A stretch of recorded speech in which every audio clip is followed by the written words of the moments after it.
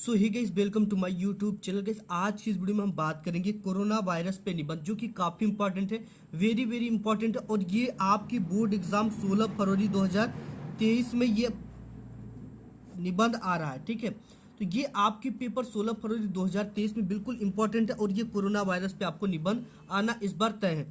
तो निबंध देखने से पहले बात कर लेंगे कि एक ही जीवन पर्ची को जब दो छात्र हल करते हैं, ठीक है, तो उनके नंबर अलग अलग क्यों मिलते हैं।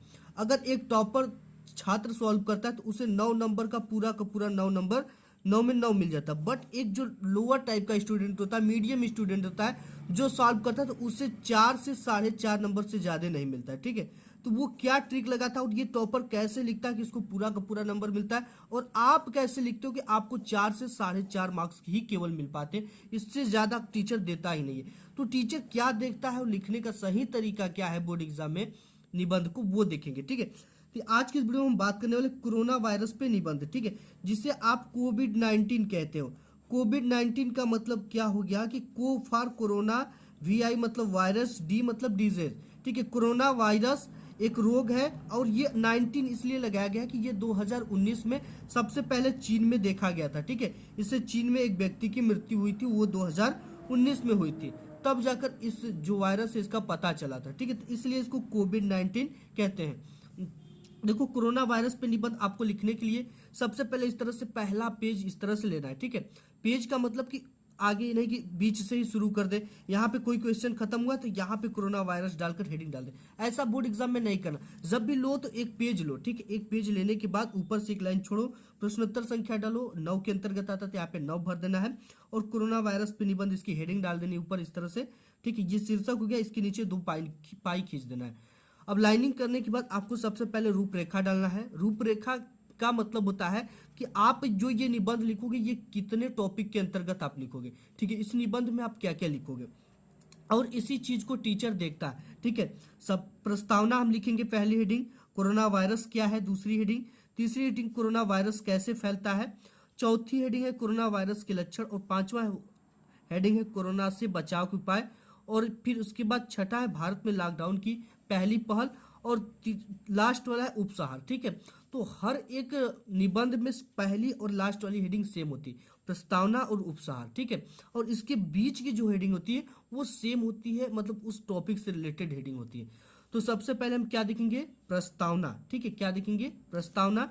तो प्रस्तावना इस तरह से हेडिंग डालना है, देखो कोरोना एक वायरस है, ठीक है, जो समाचार की दृष्टि से चीन के वुहान से फैला हुआ है। ठीक है, इसका ये गारंटी नहीं है कि ये कहाँ से फैला, लेकिन समाचार ऐसा आ रहा था कि ये समाचार की दृष्टि से जो वायरस है कोरोना वो वुहान से फैला हुआ है।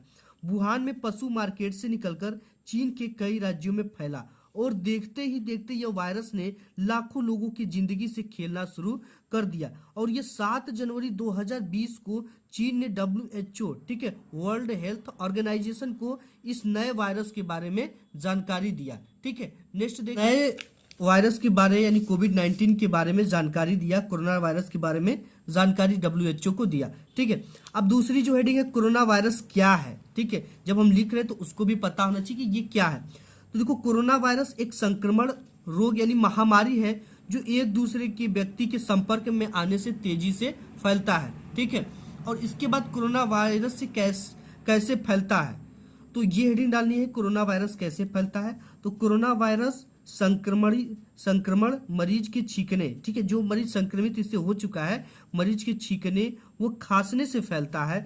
यह कोरोना से संक्रमित व्यक्ति के संपर्क में आने से तेजी से फैलता है।